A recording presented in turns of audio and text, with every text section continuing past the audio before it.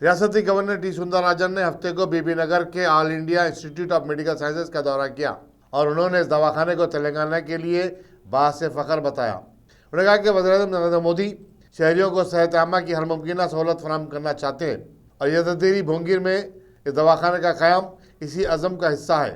उन्होंने तिब्बी तालीम हासिल करने वाले तलबा पर जोर दिया कि अवाम की खिदमत के जज्बे के तहत मैदान में आए। गवर्नर ने गरीबों को इलाज मुआलजे की सहूलतों की फराहमी के लिए आयुष्मान स्कीम की सितारिश की। रियासती वज़ीर म्यूनिसिपल एडमिनिस्ट्रेशन के नमारो ने असम्बली में बताया कि हुकूमत हैदराबाद को एक आलिमी दर्जे का शहर बनाने की कोशिश कर रही है। उन्होंने कहा कि 2 साल कबल हैदराबाद में बारिश और सैलाब की तबाहियों पर मरकजी हुकूमत ने कोई फंड मंजूर नहीं किया। हालांकि गुजरात में ऐसी ही सूरत हाल पर 1000 करोड़ रुपये जारी किए गए। के रामाराव ने कहा कि 1 करोड़ की आबादी वाले शहर हैदराबाद के लिए 200-300 करोड़ रुपये भी नाकाफी होते हैं। దాంతో పాటు అధ్యక్ష అసలు సివరేజ్ హైదరాబాద్లో ఇదివరకు 46% సివరేజ్ ట్రీట్మెంట్ అయ్యేది అధ్యక్ష. కానీ గౌరవ ముఖ్యమంత్రి గారి నాయకత్వంలో హైదరాబాద్ ఒక విశ్వనగరంగా ఎదగాలి అంటే 100% సివరేజ్ చేయాలన్న ఉద్దేశంతో 3866 కోట్ల రూపాయలతో మొత్తం 100% సివరేజ్ ట్రీట్మెంట్ ప్లాంట్లు చేస్తా ఉన్నాం అధ్యక్ష. ఈ సంవత్సరం డిసెంబర్ వరకు అవన్నీ కూడా పూర్తి చేసి 37 వివిధ చోట్ల ఎస్టీపీలు కడతా ఉన్నాం.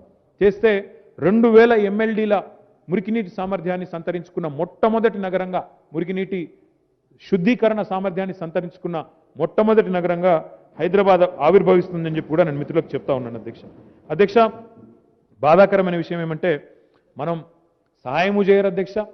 మనం ఎన్ని విజ్ఞప్తులు చేసినా, మనం నిన్నగాక మొన్న నేను హైదరాబాద్ సంబంధించి ఇట్లా ఎస్ఎన్డిపి తీసుకుంటున్నాము, మాకు సహాయం చేయండి, మీరు ఎట్లాగూ వరద నీటి సహాయం చేయలేదని చెప్పి కేంద్ర ప్రభుత్వానికి స్ట్రాటజిక్ నాలా డెవలప్మెంట్ ప్రోగ్రామ్కి సహాయం చేయండి అని రాసినాను అధ్యక్ష. వారు మాకు ఇచ్చిన సమాధానం అధ్యక్ష, అమృత్ 2 అనే ఒక ప్రోగ్రాం తీసుకున్నాం. దానిలో 1,00,000 పైచిలకు జనాభా కలిగిన ఏ నగరం అన్న తీసుకోవచ్చు, మీ హైదరాబాద్ నగరాన్ని కూడా తీసుకోమన్నారు అధ్యక్ష. 1,00,000 పైచిలకు జనాభా ఉన్న నగరాలు ఎక్కడుంటాయి? హైదరాబాద్ ఏమో 1 కోటి పైచిలకు జనాభా ఉన్న నగరం అధ్యక్ష. దీన్ని కూడా అమృత్లో తీసుకోండి, ఇక మేము ఇచ్చే అమృతం దాగండి, దాంతోనే మొత్తం కట్టేయండి అంటే వాళ్ళు ఇచ్చే 100 కోట్లు 200 కోట్లు హైదరాబాద్లో 4 గీకేసి పారేయడానికి కూడా పనికిరావు అధ్యక్ష, హైదరాబాద్ పరిస్థితి దృష్ట్యా.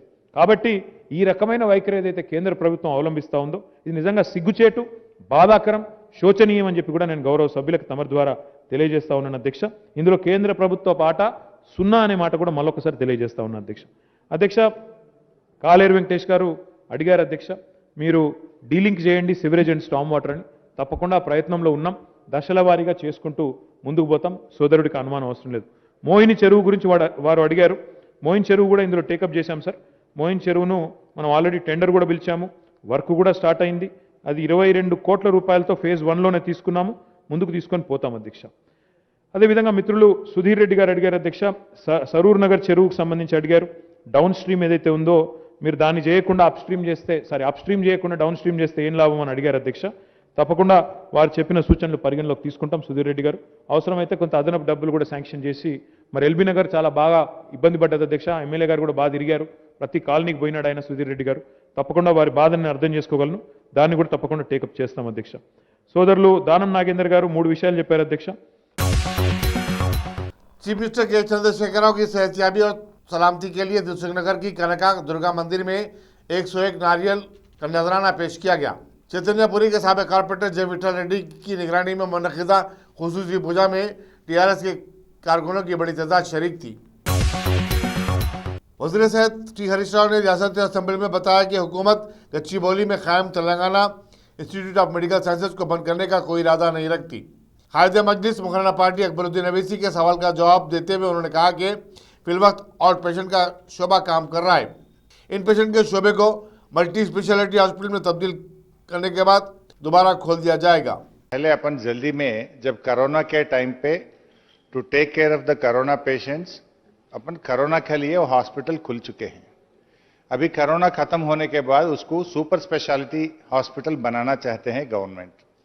सुपर स्पेशलिटी हॉस्पिटल के लिए यू नीड थिएटर्स, आप तो सब जानते हैं। सो उसके तरीके से ICU wards supported by department wise बनाना चाहिए। जब कोरोना के लिए जल्दी जल्दी बेड्स डाले, ऑक्सीजन का लाइन डाल के अपन हॉस्पिटल खुले। अभी government honourable CM wants to make TIMS as a super specialty hospital. So recently we have called the tenders. उसको जल्दी हम सुपर स्पेशलिटी हॉस्पिटल बनाना चाहते हैं।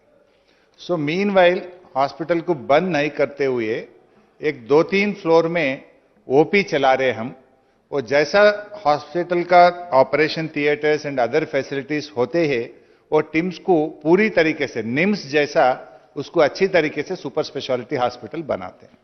सो मीनवाइल गवर्नमेंट का आइडिया क्या है, उसमें हम परमानेंट एम्प्लॉयज को लेना चाहते हैं। जब कोरोना के टाइम पे टेम्पररी के लिए the order itself given saying that you are taking in a temporary basis for a period of 1 year, but जो सर्विसेज उन लोग दे चुके हैं उसमें हम देखते हुए गवर्नमेंट ये डिसीजन लिए, जो टेम्पररी बेसिस में जो एम्प्लॉयज को हम ले चुके हैं उन लोगों को परमानेंट रिक्रूटमेंट में वेटेज देके we want to make them as a permanent employees. So government will give some weightage so that they can be selected as a permanent employee. So we are not closing TIMS we are making it as a super specialty hospital. TIMS we want to recruit permanent employees, specialized and qualified employees को हम recruit करना चाहते हैं। जो लोग corona के time पे temporary time period के लिए रिक्रूट कर चुके हैं उन लोगों को भी वेटेज देके परमानेंट बेसिस में हम लेने के लिए we will extend all kinds of cooperation and will extend weightage marks. Inspector police Habibnagar M Narendra ने अपने हुदूद में सरगर्म रॉडी शीटरों को पुलिस स्टेशन तलब करके उनकी काउंसलिंग की और उन्हें मुजरिमाना सरगर्मियों में मुलविस होने पर सख्त कार्रवाई का इंतबाह दिया। इस मौके पर सब इंस्पेक्टर के रामाराव भी मौजूद थे। शामीरपेट तालाब के पास एक 6 माह की लड़की की लाश दस्तयाब हुई। पुलिस इस बात का पता चलाने की कोशिश कर रही है कि आया इस लड़की को तालाब के पास छोड़ दिया गया था या फिर उसका कत्ल करके उसकी लाश यहां रख दी गई। पुलिस के मुताबिक 6 माह की इस लड़की की लाश को पोस्टमार्टम के लिए मुंतकिल कर दिया गया है और आगे की तहकीकात जारी हैं। आम आदमी पार्टी के कौमी कन्वीनर और दिल्ली के चीफ मिनिस्टर अरविंद केजरीवाल ने गोवा असम्बली के लिए मुंतखब पार्टी के 2 नए अरकान असम्बली से दिल्ली में मुलाकात की और इस यकीन का इज़हार किया कि वो रियासत के अवाम की तवक्कुआत को पूरा करेंगे। वाज़ेह है कि 40 रुकने गोवा असम्बली के चुनाव में बीजेपी 20 सीटों पर कामयाबी हासिल करते हुए सबसे बड़ी पार्टी की हैसियत से उभरी है। कांग्रेस के सीनियर लीडर और मध्य प्रदेश के साबिक चीफ मिनिस्टर कमलनाथ ने कहा कि पार्टी में इत्तेहाद और इत्तेफाक की कमी और रोजाना के झगड़ों की वजह से पंजाब में कांग्रेस की शिकस्त हुई है। दूसरी रियासतों में तंजीम मजबूत नहीं होने की वजह से पार्टी को सख्त हजीमत का सामना करना पड़ा है। 5 रियासतों में हुए असम्बली चुनाव में कांग्रेस की शिकस्त के बाद अब पार्टी की क़यादत खासकर राहुल गांधी पर सवाल उठने लगे हैं। पार्टी की क़यादत से नाराज 23 सीनियर कायदीन ने साबिक वजीर गुलाम नबी आज़ाद की रिहाइशगाह पर मुलाकात की और माह बाद चुनाव पार्टी की हालत का जायजा लिया। इन कायदीन ने साफ तौर पर कह दिया कि उन्हें राहुल गांधी की क़यादत पर कोई एतमाद नहीं है। कांग्रेस पार्टी के एक लीडर ने कहा कि उनके ग्रुप का अब बाकायदा इजलास बहुत जल्द तलब किया जाएगा। दिल्ली हुकूमत ने हफ्ते को गोकुलपुरी आतिशबाजी के हादसे में मरने वाले 7 अफराद के खानदानों को मुआवजा देने का ऐलान किया है। चीफ मिनिस्टर अरविंद केजरीवाल ने बताया कि बालिग महलूकिन के विरसा को 10 लाख और बच्चों के विरसा को 5 लाख रुपए दिए जाएंगे। दिल्ली हाईकोर्ट में एक हिंदुस्तानी खातून के बारे में दरखास्त दाखिल की गई है जिसे यमन की अदालत ने एक मकामी शख्स के कत्ल के सिलसिले में सजाए मौत दी है। दरखास्त में अदालत से कहा गया कि वो मरकज को निमिषा प्रिया को सख्त सजा से बचाने के लिए यमन से बातचीत करने की हिदायत दे। खलीजी ममालिक में काम करने वाले केरला के बाशिंदों की एक तंजीम की तरफ से उनके वकील KR सुभाष चंद्रन ने यह दरखास्त दाखिल की है। ये तंजीम इस खातून की ज़िंदगी बचाने के लिए खून बहा कीमत अदा करने के लिए भी तैयार है और वो इसके लिए बैरूनी ममालिक में मुकीम हिंदुस्तानियों से फंड भी जमा कर रही है। निमिषा प्रिया पर 2017 में एक मकामी शख्स के कत्ल का इल्ज़ाम है। हिंदुस्तान में गुज़श्ता 24 घंटे के दौरान कोरोना वायरस के 3614 नए केसेस दर्ज हुए। 12 मई 2020 के बाद ये केसेस की सबसे कम तादाद है। मरकजी वजारत सेहत के मुताबिक इसी मुद्दत में 89 नई अमवात हुई हैं। कोविड-19 से अब तक जुमला 4,29,87,875 अफराद मुतासिर हुए हैं। कल एक ही दिन में 8,21,122 अफराद के कोविड-19 टेस्ट किए गए।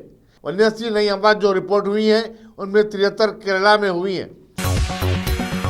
अमरीकी सदर जो बाइडेन ने हिंदुस्तानी नजात शफाली रादान को नीदरलैंड में अपने मुल्क का सफीर मुकर्रर किया है। 50 साल शिफाली का ताल्लुक जम्मू कश्मीर से है, लेकिन वो सिनसिनाटी और शिकागो में पली और बड़ी हैं। मजलिसी रुकन असम्बली कौसर मोहिउद्दीन ने हल्क़े कारवान में शाह हतीम तालाब के काम में फ़ौज की जानिब से रुकावट का मसला उठाया। उन्होंने कहा कि फ़ौज की रुकावट की वजह से शाह हतीम तालाब की तरक्की रुक गई है। इस तालाब का एक हिस्सा फ़ौजी इलाके के हुदूद में आता है, जहां चेक डैम बनाते हुए पानी को रोक दिया गया है। इस पर वज़ीर IT तारक रामाराव ने जवाब देते हुए कहा कि कई मरतबा इस सिलसिले में फ़ौजी हुकाम से दरख्वास्त की गई। अगर इस पर फ़ौज रद्द-ए-अमल ज़ाहिर नहीं करेगी तो इसके पानी और बरखी की सरबराही को रोक देने पर गौर किया जाएगा।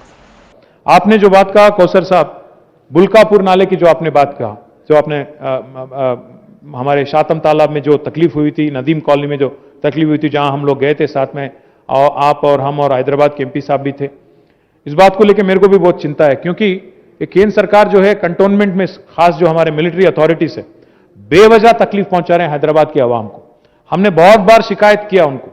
कंटोनमेंट में एक तरफ रोड बंद कर देते हैं और दूसरी तरफ यहां पे बुल्कापुर नाला पे एक चेक डैम बांध के वो शातम तालाब, आज उसकी जो हालत है, एक तरफ से वो कवैपेमो कंटोनमेंट लो చెక్ డ్యామ్ గట్టక నీళ్ళు ఆపుతున్నారు సార్. దానివల్ల నదీం కాలనీ మునిగిపోతున్నది. పోనా శాతం చెరువు నుంచి కిందికి ఆ గోల్కొండ కింది నుంచి ఏఎస్ఐ వారు పర్మిషన్ తీసుకొని కిందికి నీళ్ళు వదిలి పెడదామంటే అక్కడ ఏఎస్ఐ అడ్డం, ఇదికేమో కంటోన్మెంట్ అడ్డం. అధ్యక్ష, ఇది మంచి పద్ధతి కాదు అధ్యక్ష. ఎందుకంటే हमने बहुत बार कोशिश किया, बहुत बार उनको बोलने की कोशिश भी हमने की. अगर वो लोग सही तरह से समझते नहीं है, ठीक नहीं समझते, हमको भी कुछ करना पड़ेगा. अगर जरूरत पड़ा तो वहां करंट काट देंगे, जरूरत पड़े तो वहां पे पानी की सप्लाई भी काट देंगे, देखेंगे क्या करेंगे. वजीर सेहत हरीश राव ने रुकन असम्बली मदन रेड्डी की अयादत की, जिनके घुटने की सर्जरी सनशाइन हॉस्पिटल सिकंदराबाद में हुई. वजीर मौसूफ ने डॉक्टर से उनकी सेहत के बारे में मालूमात हासिल की और बेहतर इलाज का मशवरा दिया. वजीर मौसूफ ने इस उम्मीद का इजहार किया कि रुकन असम्बली मदन रेड्डी जल्द ही सेहतियाब हो जाएंगे.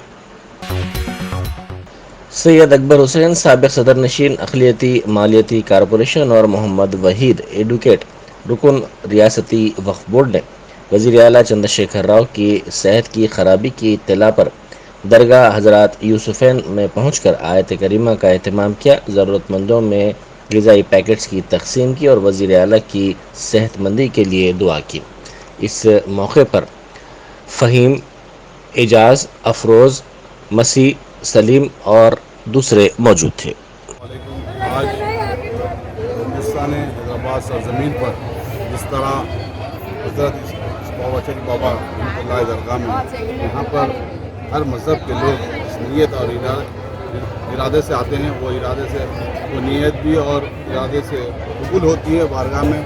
यहाँ आज हमारे रियासती चीफ मिनिस्टर, हमारे अब्दुल अजीज़ रियासती चीफ मिनिस्टर के चंद्रशेखर और साहब की जिस तरह साहिब सुबह आज यशोदा हॉस्पिटल सिकंदराबाद में उन्होंने गए बाद उनकी पूरे टेस्टों के बाद और इंतजाम के बाद अल्लाह के फजल से दौरान दिन के बाद आज अल्हम्दुलिल्लाह आज जुम्मा का दिन है. आज नमाज के बाद यहाँ पर आयत करीमा का भी दस्तर हुआ था, उसमें भी दुआ हुई.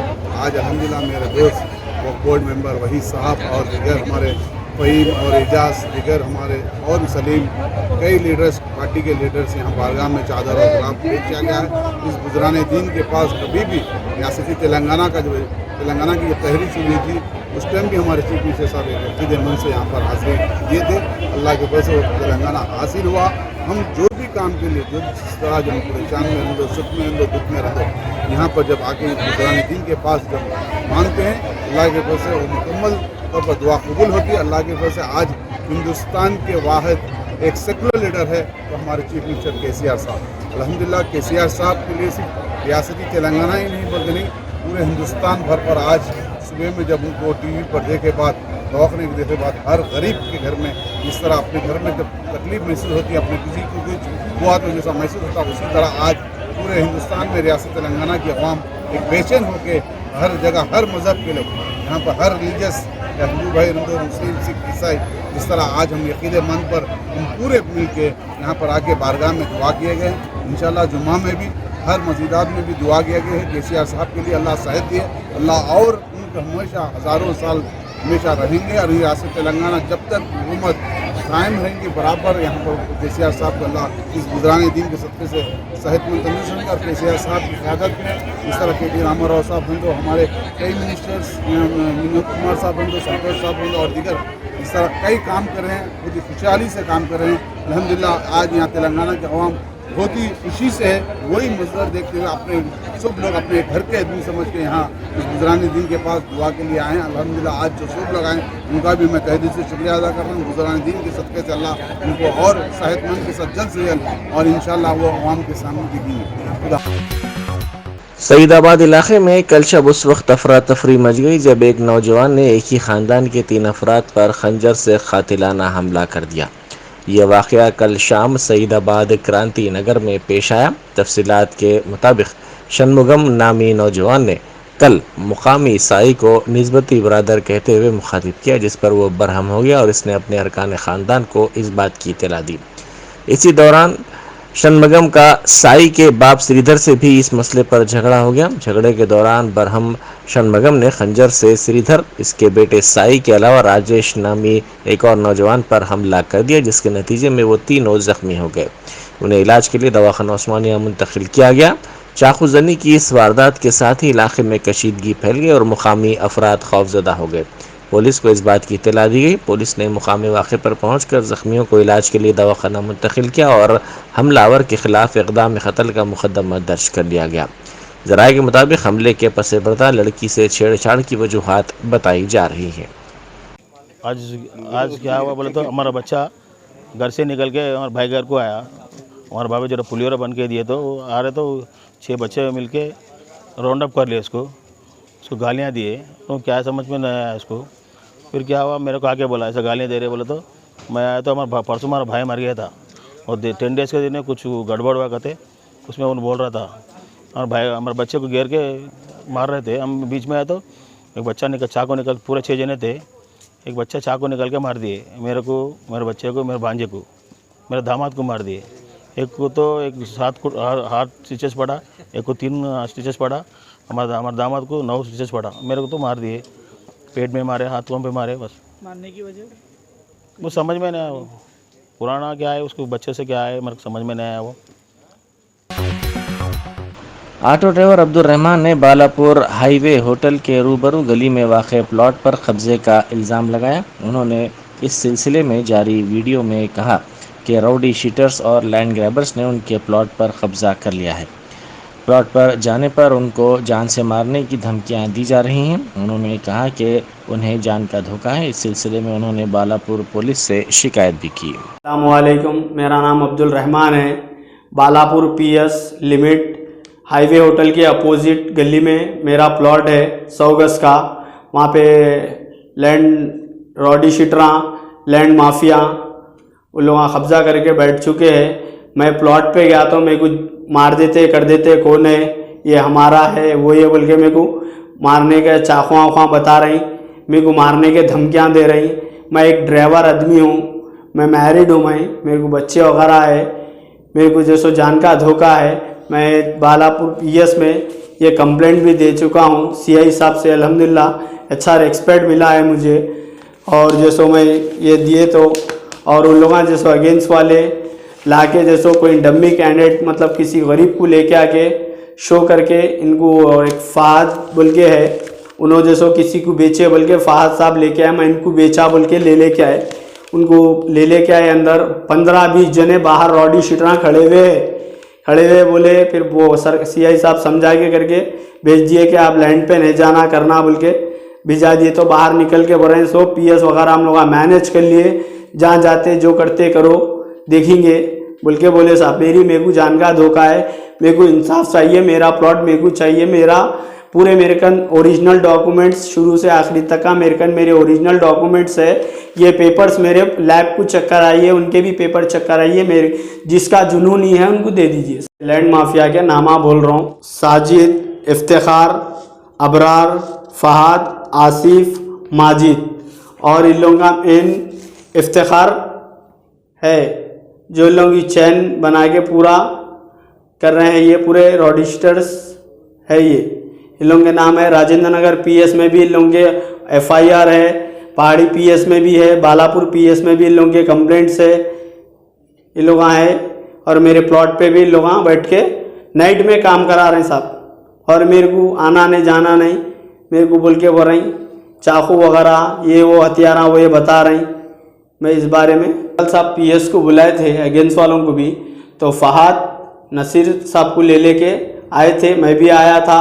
फहाद साहब बोले नसीर साहब को मैं बेचा बोल के शो करे, और उल्ला वकील को ले लेके आए, वकील को ले लेके आए। बाहर जैसे 15-20 जने रॉडी शूटर आए, पूरे बाहर गैंग बना के बैठे हुए।